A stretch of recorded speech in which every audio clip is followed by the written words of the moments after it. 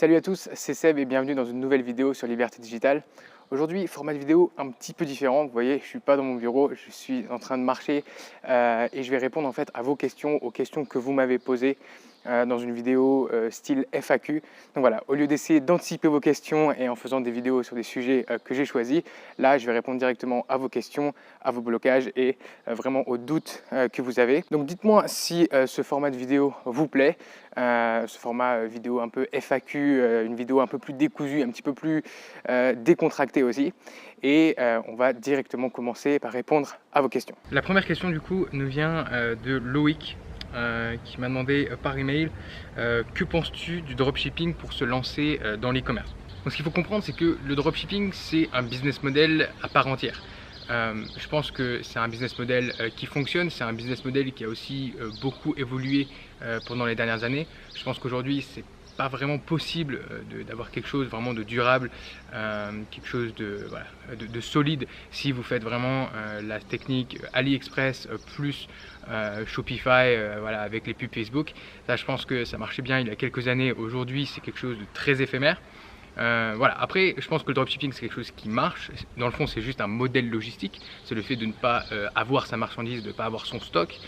Aujourd'hui, je pense que le dropshipping évolue, que vous pouvez passer sur un modèle où vous avez une marque, où vous avez des produits qui sont réellement travaillés, des produits qui vont plaire aux clients, et vous avez en fait un petit peu de stock en Chine et vous l'envoyez directement depuis la Chine. Donc voilà, ça c'est quelque chose qui commence vraiment à voir le jour, qui marche mieux parce que vous avez des clients qui sont plus satisfaits et en fait voilà, tout marche un petit peu mieux. Après, ce qu'il faut comprendre, c'est que le dropshipping, je ne pense pas que ce soit forcément une porte d'entrée dans le e-commerce. Je ne pense pas que ce soit forcément une bonne chose de se dire tiens, je vais commencer par du dropshipping, surtout si vous vous dites ah, j'ai pas assez de capital, donc je vais faire du dropshipping parce que c'est pas cher. Mais bon, ça c'est moyennement vrai. Mais vous vous dites je vais faire du dropshipping parce que c'est pas cher et ensuite je vais basculer sur un business model comme Amazon FBA une fois que j'aurai du capital. À mon avis, c'est pas un problème de faire ça, mais ce qu'il faut se dire, c'est que ce que vous allez apprendre en dropshipping, ce que vous allez devoir acquérir comme compétences, vont être des compétences totalement différentes de ce que vous allez avoir besoin de faire pour Amazon FBA par exemple. Donc je vous mettrai le lien d'une vidéo que j'avais fait où je comparais un petit peu les avantages et les inconvénients de chacun de ces business models, donc Amazon FBA versus dropshipping sur Shopify. Donc vous pouvez aller voir cette vidéo si vous voulez plus de précision sur cette question. En tout cas, merci Loïc pour ta question. Bon, malheureusement, je viens de me rendre compte que jusque-là, mon micro n'était pas branché, donc j'espère que la caméra a fait un bon job avec le son. Bref, on continue avec la question suivante qui nous vient de Quentin. Il nous demande tout simplement la meilleure technique pour lancer un produit sur Amazon FBA en 2021. Alors, il y a plusieurs choses. Je pense que pour réussir un lancement de produit sur Amazon, c'est-à-dire pour donner la bonne impulsion à son produit sur Amazon aujourd'hui, dans l'algorithme, dans les résultats de recherche, il faut un petit cocktail. Donc, il va falloir d'abord des avis clients. Pour la preuve sociale, c'est très important, plus des volumes de vente, plus un listing qui est très bien optimisé et qui va convertir. Avec tout ça, vous avez tous les ingrédients pour ranker sur Amazon et du coup pour réussir votre lancement de produit. Et au niveau des techniques concrètes, les techniques changent, les techniques évoluent au fil du temps et c'est pour ça que je suis déjà en train de mettre à jour un module entier dans ma formation pour vous montrer comment générer justement des volumes de vente, cette vélocité de vente qui va être très utile, voire primordiale pour ranker votre produit sur Amazon. Vous vous demandez peut-être ce que je fabrique avec ma caméra à la main à me promener au milieu d'un village de montagne au lieu d'être tranquillement installé dans mon bureau en train de faire cette vidéo. Tout simplement parce que j'ai envie de prendre l'air, c'est l'été, j'ai envie de profiter d'être de retour en Europe. Là en ce moment je suis dans un petit village de montagne qui s'appelle Bansko en Bulgarie. J'en avais déjà parlé dans une vidéo précédemment que je vous mettrai en lien juste en dessous. Donc toutes les vidéos que j'ai mentionnées dans cette vidéo, je vous les mettrai en lien dans la description de cette vidéo. Donc voilà, j'ai envie de profiter. Bansko, c'est calme, c'est très abordable. Et puis c'est en fait un endroit où on vous laisse tranquille. En Bulgarie, il n'y a pas vraiment cette même approche, on va dire, d'un contrôle sur votre vie et de tous les aspects de votre vie. Donc voilà, cette station de ski qui se transforme en une espèce de petit village de montagne, c'est très sympa pour l'été, pour se focus et aussi pour prendre un petit peu le soleil. Donc j'arrête de raconter ma vie, maintenant on passe à la prochaine question. Et la prochaine question, c'est, j'ai même pas mis de prénom sur cette question parce qu'on me la pose littéralement tout le temps, je pense tous les jours, que ce soit sur YouTube, que ce soit par email, que ce soit vraiment partout. Est-il toujours possible de réussir sur Amazon FBA en 2021? Et bon, la réponse courte, c'est oui. C'est-à-dire que oui, il est toujours possible de se lancer et de réussir. Maintenant, ce qui a changé, c'est que ce n'est plus aussi facile qu'avant. Il y a un vrai besoin de professionnalisation. Vous ne pouvez plus être un amateur. Vous devez arriver avec quelque chose de solide, de concret et de professionnel. Il va aussi falloir investir plus de ressources, que ce soit en temps, en énergie et évidemment en argent. On y reviendra plus tard. La question du budget, c'est sans doute la deuxième question qu'on me pose le plus et je vais y répondre dans cette vidéo. Mais effectivement, il y a plus de concurrence. Certes, ce n'est pas un business model qui est dans la phase ruée vers l'or, c'est-à-dire on peut faire à peu près tout et n'importe quoi et ça fonctionne. C'est plus comme ça. Par contre, de là à dire que c'est un business model qui ne marche plus et qu'on ne peut plus se lancer, ça c'est complètement faux. Beaucoup de gens continuent de se lancer et réussissent sur Amazon. Et la chose qu'il faut se dire aussi, c'est que certes, il y a plus de concurrence et ce n'est pas un business model qui est tout jeune, mais il y a aussi énormément d'avantages à se lancer maintenant par rapport à il y a quelques années. Aujourd'hui, il y a beaucoup plus d'outils performants qui vont vous aider à vous lancer. C'est beaucoup plus facile de sourcer un produit. Vous avez beaucoup plus d'informations à votre disposition. Donc par rapport à des gens qui se sont lancés quand il n'y avait rien, alors certes, c'était plus facile une fois sur la marketplace, mais il fallait le faire, il fallait trouver l'information, il fallait essayer des choses. Aujourd'hui, disons qu'il y a des méthodes qui fonctionnent, vous pouvez les prendre, les répliquer, les améliorer. Et donc voilà, je pense qu'il y a quand même cet avantage-là à commencer aujourd'hui sur Amazon. Et finalement, en termes de pure opportunité de produits, je pense qu'il y a de plus en plus d'opportunités de produits, il y a de plus en plus de marchés aussi. Amazon continue de s'étendre, donc c'est vraiment, voilà, on n'est plus obligé de se cantonner à 2-3 marketplaces. Aujourd'hui, il y a vraiment beaucoup d'opportunités et il y a aussi plus de consommateurs qui vont arriver sur le marché, que ce soit dans des pays déjà établis avec, on va dire, Covid et voilà, le fait qu'aujourd'hui les gens font plus de shopping en ligne, mais il y a aussi tous les pays émergents avec la classe moyenne qui va arriver sur le marché et ça représente un potentiel absolument énorme. Je pense à la Chine, je pense à l'Inde, je pense à des pays d'Amérique latine, à des pays d'Afrique. Tout ça, ça va arriver et ça va exploser. Donc le e-commerce est encore très jeune et je pense que le e-commerce n'en est qu'à ses débuts. Donc Amazon FBA qui est un modèle de e-commerce qui fonctionne très bien. Je pense que oui, effectivement, on peut toujours se lancer sur Amazon et réussir. Ensuite, on a une question de Charlotte qui demande combien de temps pour passer d'une idée à un produit sur Amazon. Donc ça dépend de la complexité du produit, ça dépend du type de fret que tu vas choisir, donc du shipping. Est-ce que ça va être par avion, est-ce que ça va être par bateau? Mais en général, je dirais entre 3 à 5 ou 6 mois, en dépendant de ces facteurs. Je mettrai en description de cette vidéo un lien pour une vidéo que j'ai fait où en fait je montre d'une manière visuelle la chronologie d'un lancement de produit sur Amazon, donc du coup depuis la recherche produit jusqu'au lancement de produit sur Amazon. Donc je vous mettrai ça dans la description. Et Charlotte avait une deuxième question qui était, elle me demande pourquoi toujours un t-shirt noir. C'est vrai. Plusieurs raisons à ça. Bon, c'est pas forcément très intéressant pour tout le monde, mais voilà, je pense que vous ne regardez pas cette vidéo pour on va dire mon talent en termes de fashion. Donc premièrement, je déteste le shopping. C'est vraiment une activité que je déteste par-dessus tout. Ensuite, ça me fait gagner du temps le matin. C'est-à-dire que j'ai pas à me demander, tiens, je vais mettre ce t-shirt, cette chemise, ce polo avec ce pantalon. Non, en fait, tous les jours, je m'habille à peu près de la même manière. Je vous rassure, j'ai plusieurs t-shirts, mais voilà, donc vraiment, ça m'économise ce temps-là le matin et ça m'économise aussi une décision dans la journée. Il y a ce concept de decision power, c'est-à-dire on a une certaine capacité décisionnelle par jour et donc c'est dommage de l'utiliser pour se demander comment est-ce qu'on va s'habiller. Donc voilà, c'est pas moi qui ai inventé ça, je suis l'exemple de personnes qui sont extrêmement successful, que ce soit Mark Zuckerberg, que ce soit Barack Obama, que ce soit, je ne sais plus encore qui faisait ça, mais voilà, donc il y a vraiment ce concept où on n'a pas envie de dépenser inutilement, j'ai envie de dire, notre capacité de décision. Et puis finalement, bon, j'aime bien, c'est simple, c'est minimaliste, c'est efficace.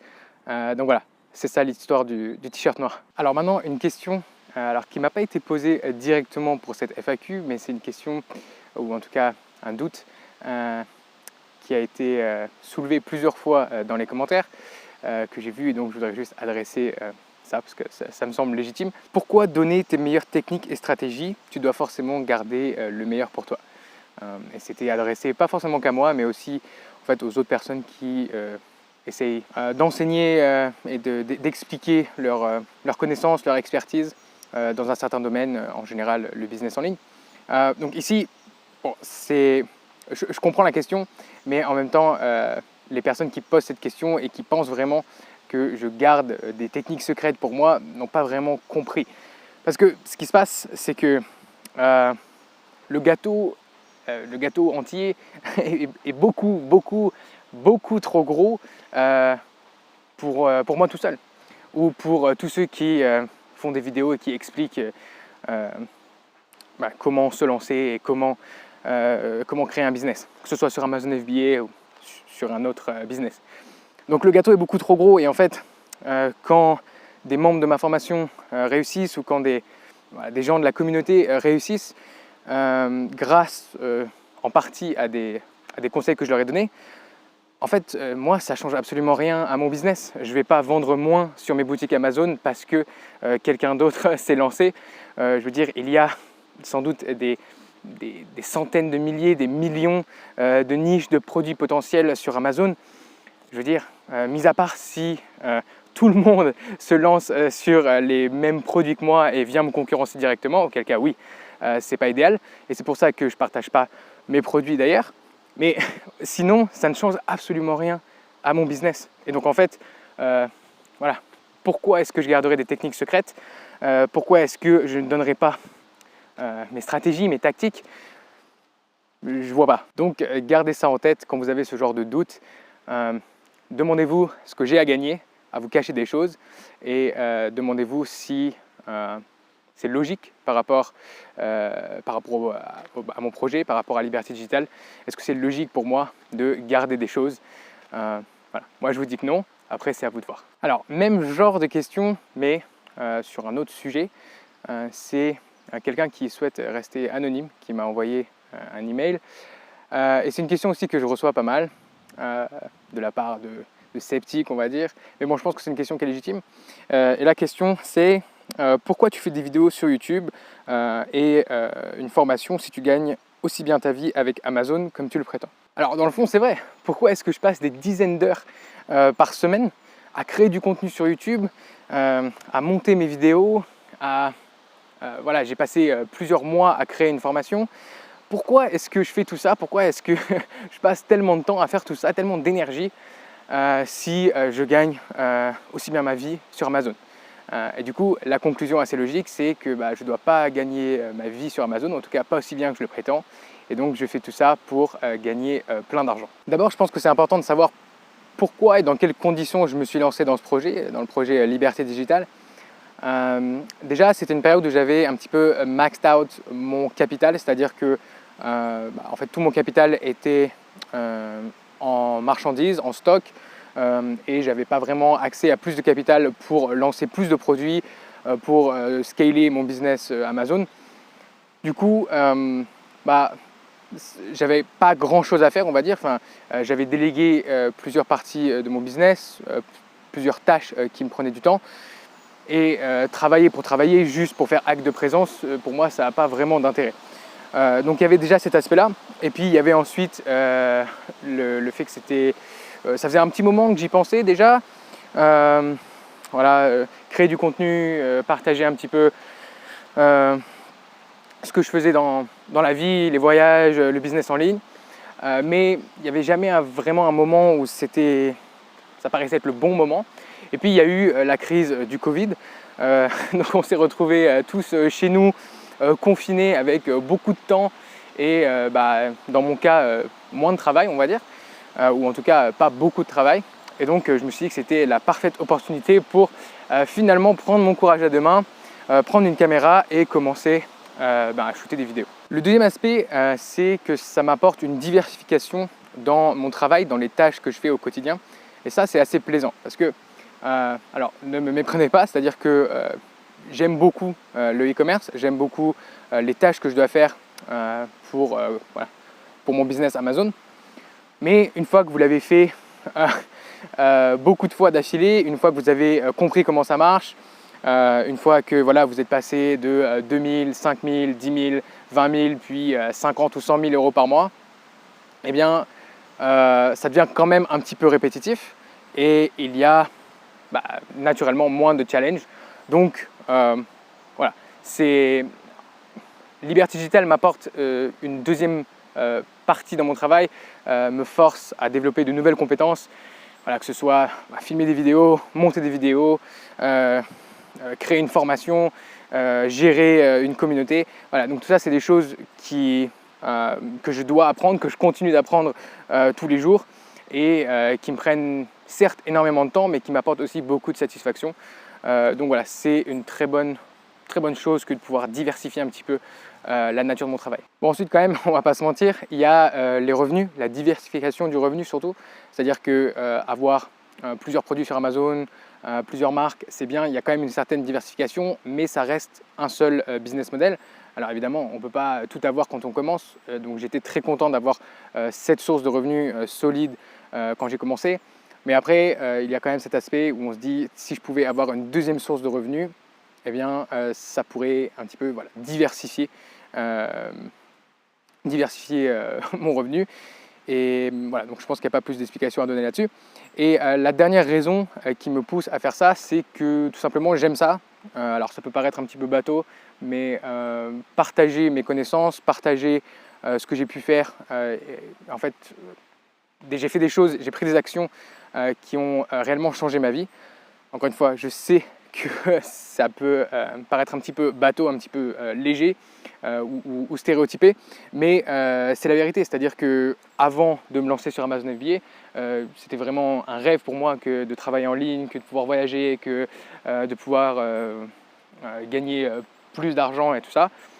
Et grâce aux conseils de plusieurs personnes, j'ai pu me lancer, j'ai pu réussir. Et donc aujourd'hui, c'est vraiment une fierté et quelque chose de très agréable de pouvoir partager ça avec des personnes qui sont sérieuses, qui veulent réellement faire des efforts, monter un business. Et j'ai envie de dire, s'il n'y a qu'une poignée de personnes que j'arrive à aider et qui peuvent changer de vie grâce à mes conseils, eh bien ça sera génial. Alors ensuite, question d'Eric qui me demande sans souci si je gagne plus d'argent avec mon business e-commerce, donc Amazon FBA, ou si je gagne plus d'argent avec mon business Liberté Digital. Donc merci pour ta question.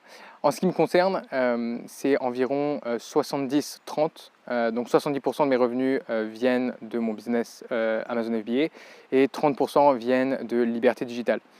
Donc voilà, après au niveau du travail, c'est absolument l'inverse. Je passe 70 à 80% de mon temps à travailler sur Liberté Digital, que ce soit pour créer des vidéos, ce qui me prend sans doute le plus de temps, que ce soit aussi pour la formation, ça m'a pris énormément de temps. Et ce qu'il faut savoir aussi, c'est que Liberté Digital n'a commencé à rapporter de l'argent que 10 mois à 1 an après le début. Donc ça a été beaucoup de travail pour zéro pendant quasiment 1 an. Donc voilà, à ce niveau-là, c'est vraiment pas le meilleur ratio temps investi, revenu généré. Mais comme je vous l'ai dit, c'est quelque chose qui me plaît et qui me permet de faire des choses différentes. Donc ça valait le coup. N'hésitez pas à me dire dans les commentaires de la vidéo si vous aimez ou si vous appréciez ce genre de vidéo, un style un petit peu vlog, un style un petit peu plus décousu, où je réponds à vos questions. Voilà, dites-moi si c'est quelque chose qui vous plaît ou pas, ou si vous préférez des vidéos sérieuses. Je suis à mon bureau et où je vous explique quelque chose de très concret et de plus technique. Je me suis trouvé une petite place juste à côté d'un canot à neige pour répondre à la question de Yak Ben sur YouTube. Quel avenir pour ce business model à ton avis d'ici 10 ans? Tout le business a l'air de reposer sur Amazon. Comment se sentir confiant pour l'avenir? Alors, plusieurs choses ici pour répondre à ta question. Déjà, merci pour ta question.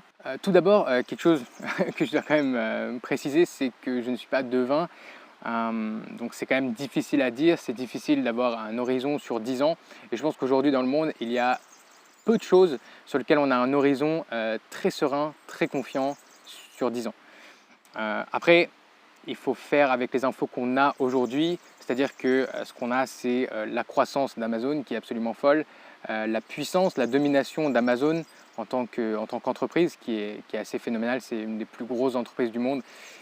Ils sont sur un marché extrêmement porteur, sur plusieurs marchés extrêmement porteurs même.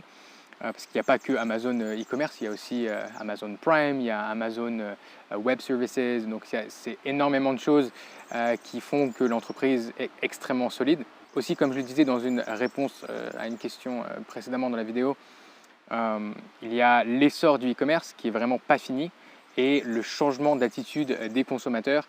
Je pense que Covid a accéléré ce changement d'attitude vis-à-vis des achats en ligne et que ça va continuer de s'accélérer. Ça, plus les marchés émergents que je mentionnais déjà tout à l'heure, je pense que c'est des réservoirs absolument incroyables. Je pense qu'on ne se rend pas compte en fait du nombre de personnes qui vont arriver sur le marché et qui vont être prêts à acheter des produits sur Amazon, par exemple, sur des marchés émergents. Amazon est présent déjà en Inde, Amazon est présent au Brésil, est présent au Mexique, et Amazon va continuer de s'étendre, on n'est pas du tout à la fin. Donc il y a ça. Donc au niveau du e-commerce en tout cas, c'est quelque chose qui devrait être là. Je ne vois pas le e-commerce baisser, je vois le e-commerce continuer d'exploser pendant les années à venir, pendant même les décennies à venir.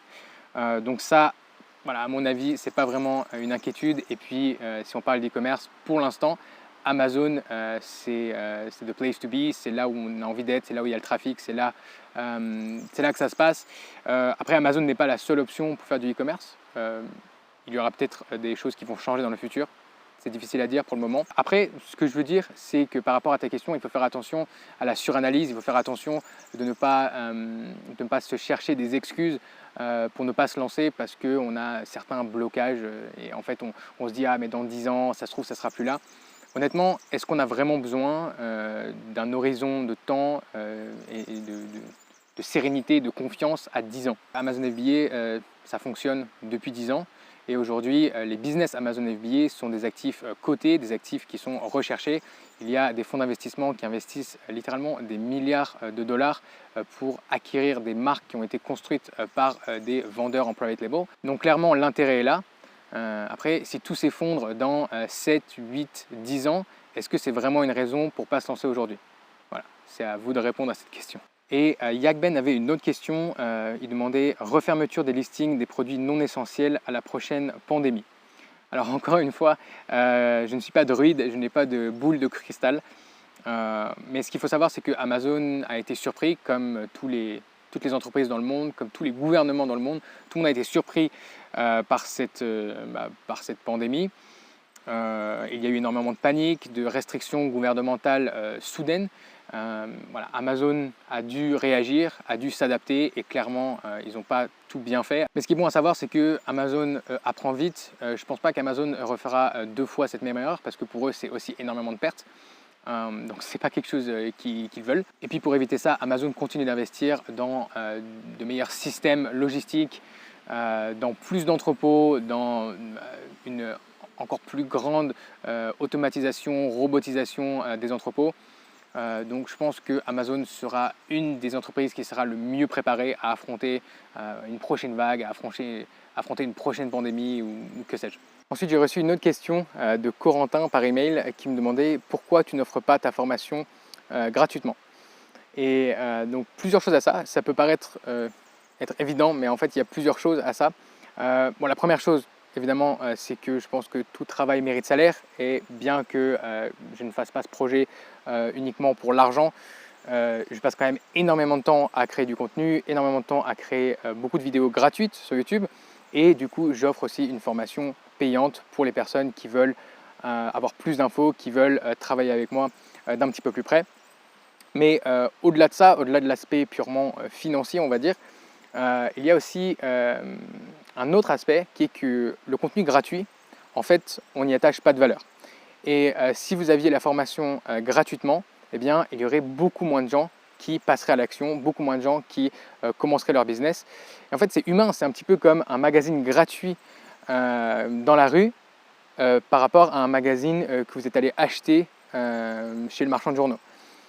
Vous allez lire celui que vous avez acheté chez le marchand de journaux parce que vous l'avez choisi, parce que vous vous êtes demandé ok, est-ce que ça vaut les 5-6 euros que je suis prêt à mettre là-dedans, plutôt que le journal qu'on vous donne à l'entrée du métro gratuitement. Celui-là, vous allez lire 2 lignes et puis en fait vous allez le jeter. Donc il y a cet aspect-là avec tout ce qui est gratuit, c'est qu'en fait on y attache peu de valeur et on fait aussi peu confiance à ce qui nous a été donné gratuitement. Donc voilà, je pense que ça, ce sont des aspects importants qui font qu'aujourd'hui, si la formation était gratuite, je ne pense pas que ça serait en fait un réel bénéfice pour ceux qui la suivent. Ensuite, finalement, voilà, dernière chose, c'est que si la formation est gratuite, il y aurait probablement des centaines ou des milliers de membres avec beaucoup de gens qui seraient un petit peu là en touriste pour voir ce que j'ai à raconter, mais pas vraiment parce qu'ils sont sérieux. Donc là, en fait, le fait qu'il y ait cette séparation entre le contenu gratuit sur YouTube et le contenu payant dans la formation, on voit une réelle différence de motivation chez les membres et je pense que c'est vraiment un bénéfice pour tout le monde. Alors finalement, on y vient. La question du budget, qui a été posée beaucoup de fois, que ce soit sur YouTube, que ce soit par email. Donc merci pour vos questions. Je comprends que ce soit une question un petit peu inquiétante et une question préoccupante. Ici, par exemple, on a Mehdi qui nous a demandé « Est-ce raisonnable d'entamer une activité Amazon FBA avec 5 000 euros d'investissement ? Si oui, en combien de temps puis-je espérer gagner un revenu mensuel correct ?» Et j'ai eu d'autres questions qui demandaient, par exemple, voilà, s'il fallait attendre d'avoir 10 ou 15 000 euros avant de se lancer. Quelqu'un qui demandait « Ah, j'ai entendu qu'il fallait 15 000 euros minimum pour se lancer sur Amazon FBA, est-ce que c'est vrai ? J'hésite. » Voilà, j'ai eu beaucoup de questions dans ce genre.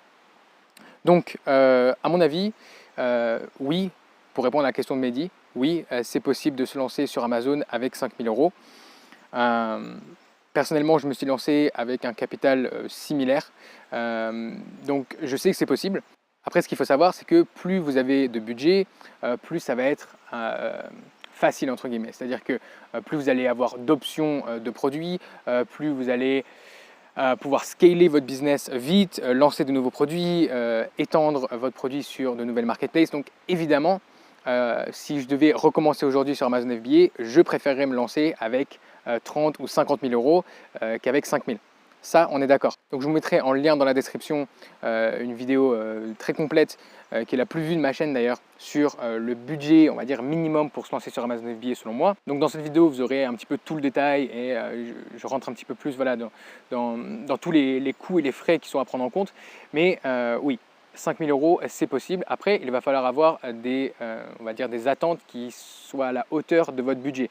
Si vous avez un budget de 10 ou 15 000 euros, vous pouvez avoir des attentes à ce niveau-là. Si vous avez un budget de 5 000 euros, il va falloir avoir des attentes un petit peu plus basses ou en tout cas être un petit peu plus patient, c'est évident. C'est assez dur de vous donner vraiment un chiffre précis parce que en fait, ça va vraiment dépendre de beaucoup de choses et c'est aussi difficile de vous donner un revenu que vous allez pouvoir générer après tant de temps, après X mois. C'est assez compliqué.